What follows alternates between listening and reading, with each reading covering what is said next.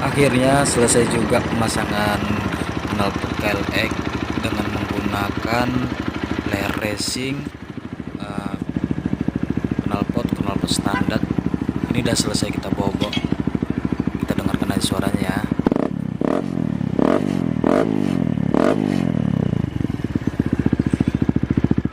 Oke, saran dan komen saya persilakan di kolom komentar.